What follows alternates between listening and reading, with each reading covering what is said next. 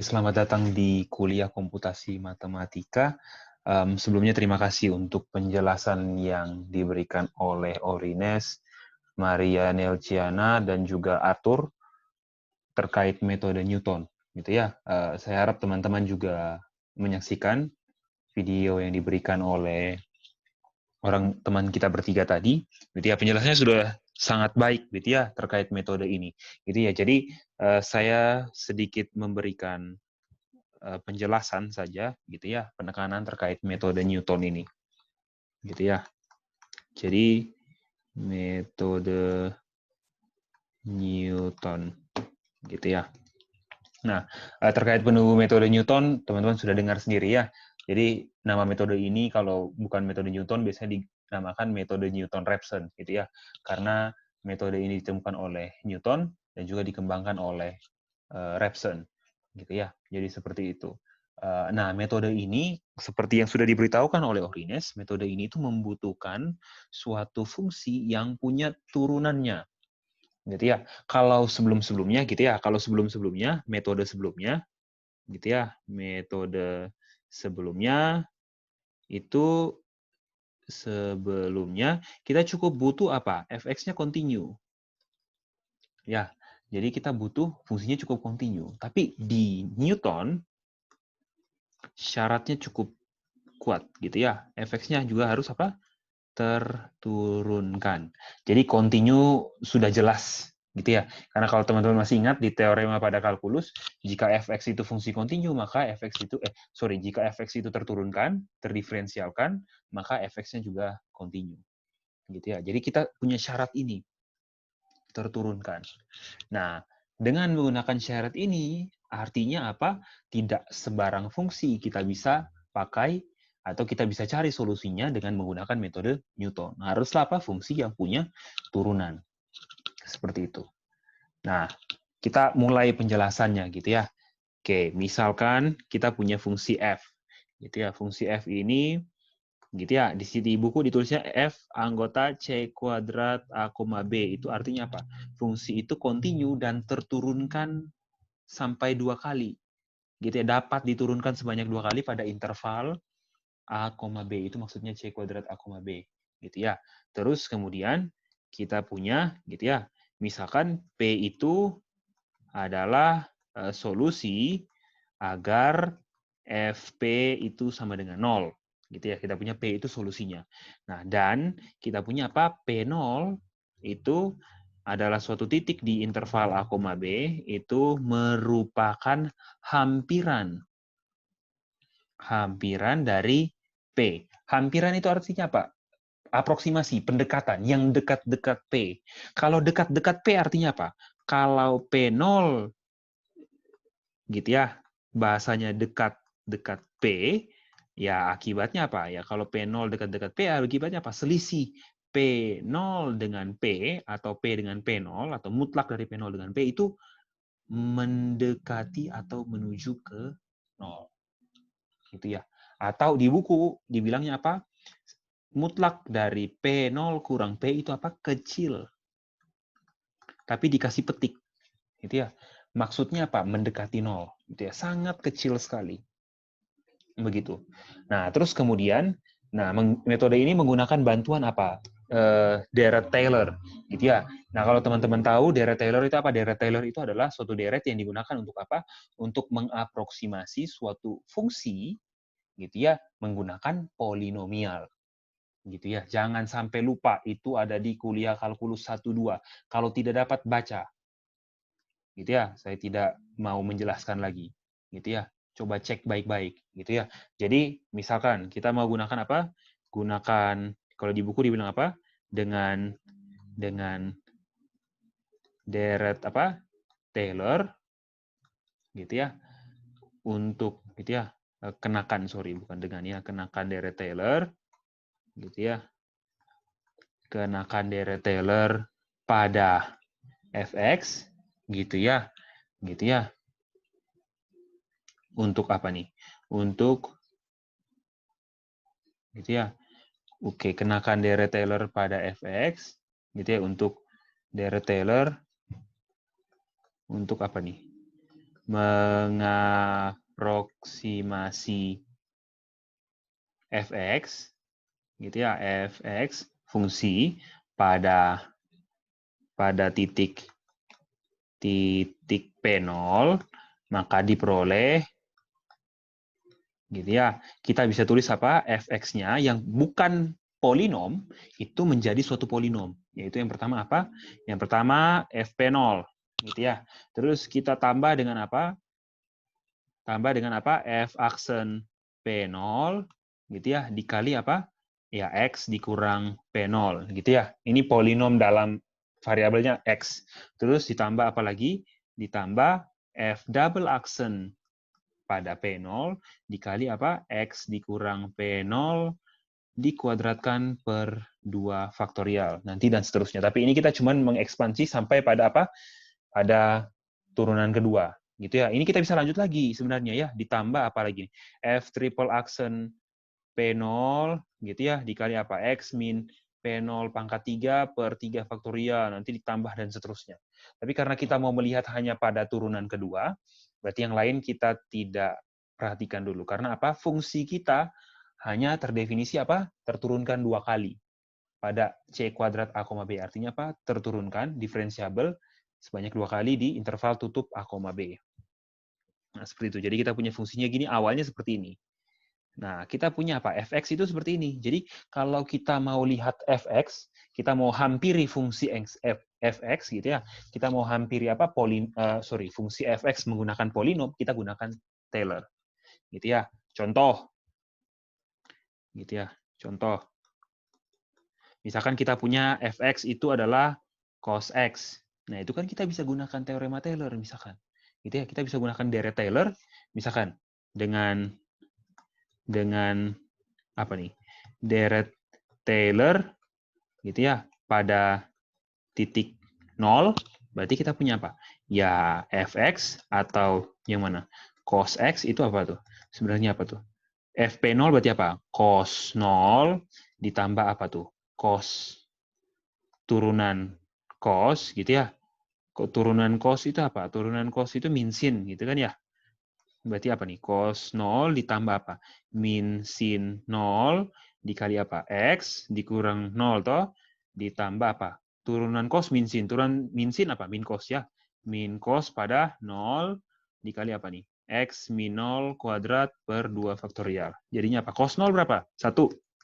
Sin 0, 0. Min sin 0, 0. 0 kali X ya 0. Tambah min cos 0, min 1. Min 1 ini min X kuadrat jadinya. Berarti apa? Tambah min X kuadrat per 2. Jadinya apa? 1 kurang X kuadrat. Jadi apa? Cos X ini kita bisa aproksimasi dengan fungsi apa? 1 kurang X kuadrat. Seperti itu. Nah, tapi kalau pada titik X sama dengan 0, itu dinamakan apa? Kalau kita deret Taylor pada titik kita hampiri dekat-dekat X sama dengan 0, maka ini sama saja dengan apa? Deret Maclaurin. Jangan sampai lupa, itu sudah dipelajari. Kalau belum belajar, cek lagi di buku kalkulusnya. Ya, oke. Contohnya itu. Nah, oke. Saya hapus contohnya ya. Ini untuk cos. Tapi ini cuma sampai derajat 2 ya. Kan bisa dilanjutin sebenarnya. Nah, kita punya ini. Nah, sekarang kita tahu kalau apa P0 itu solusi. Berarti apa? P0 itu solusi dari akar yang kita mau cari gitu ya, akar pada persamaan fx sama dengan 0. Berarti kita tahu apa? Kita tahu berarti nah karena P bukan P0, sorry. Karena P solusi maka apa? Ya berarti Fp sama dengan 0. Gitu ya. Nah, berarti kalau kita substitusi di sini X-nya kita sama dengan P, berarti apa? Fp di sininya sama dengan 0, ini sama dengan apa? Ya, Fp0 ditambah apa? F aksen P0 dikali P kurang P0 ditambah F double aksen P0 dikali apa? P kurang P0 pangkat 2 per 2 faktorial. 2 faktorial 2 ya. Nah, kita sudah tahu apa tadi? Mutlak dari P kurang P0 itu dekat-dekat atau menuju 0. Nah, apa yang terjadi dengan P kurang P0 kuadrat? Ya, P kurang P0 kuadrat itu kan sama dengan apa? Mutlak dari P kurang P0 dikuadratkan. Karena nilainya selalu positif ya. Non negatif, sorry. P dikurang P0 pangkat 2. Di pangkat 2. Berarti apa? Ya kalau ini sudah mendekati 0, berarti ini apa? Lebih dekat lagi ke 0. Lebih daripada yang di atas. Berarti apa? Kita anggap yang ini tuh dekat-dekat 0. Berarti kita tidak perhitungkan. Berarti nanti jadinya apa? Ya jadinya gitu ya, FP yang sama dengan 0 kira-kira. Makanya ada. Kalau kalian lihat di buku, tanda sama dengannya cukup apa namanya berombak. Itu maksudnya apa? Diaproksimasi di apa?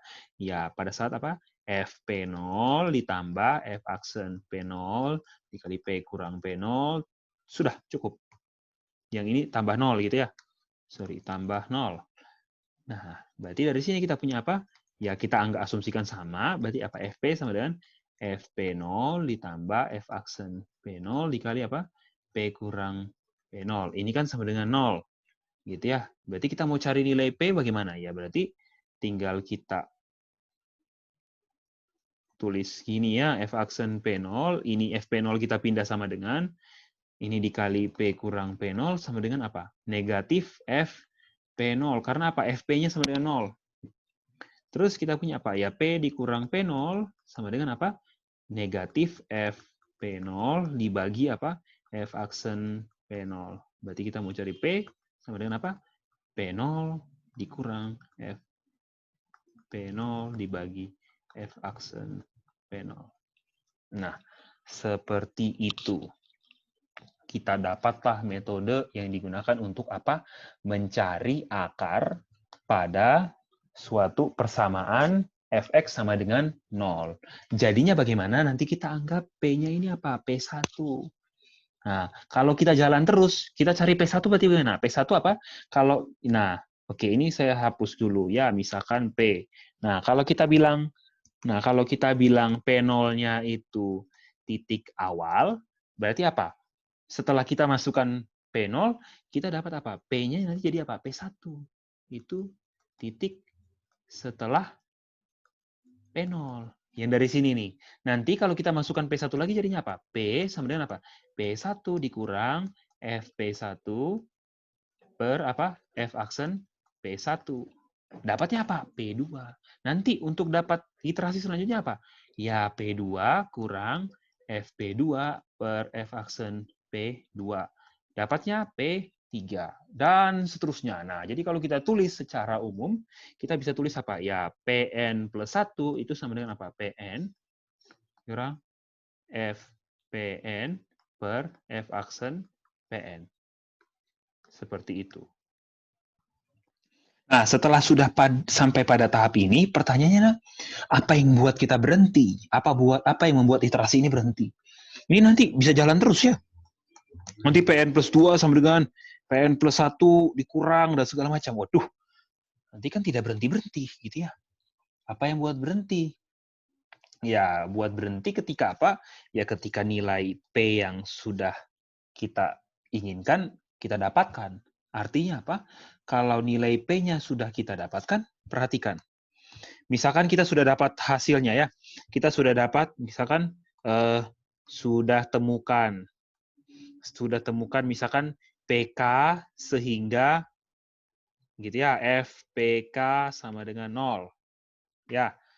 Nah, apa yang terjadi? Kalau kita sudah temukan pada saat iterasi ke K, lihat ya, PK plus 1 nanti jadinya apa? PK plus 1 sama dengan apa? Berarti sama dengan kan berdasarkan rumus PK dikurang FPK bagi F aksen PK, toh? Nah, lihat di sini. Kalau PK-nya sama dengan 0, berarti ini 0 ya. Berarti dapatnya apa? Ya, berarti ini PK dikurang apa? 0 per F aksen PK. Ya, 0 bagi apapun 0. Ya, berarti kita dapat PK. Nanti jadinya apa?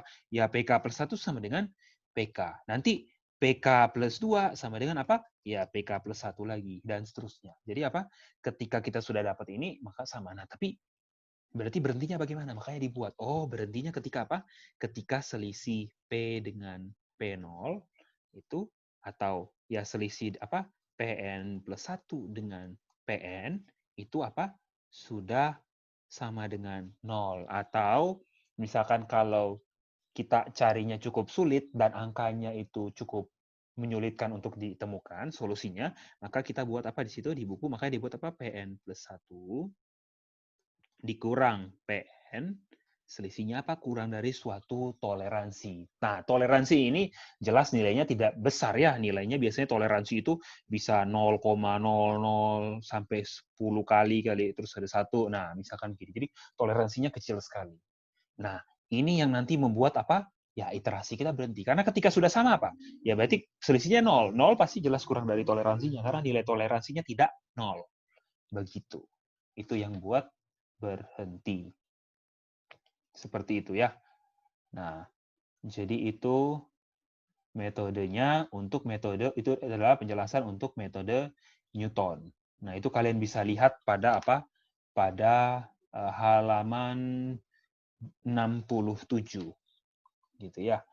Nanti saya akan menjelaskan pada halaman 67-nya pada video selanjutnya.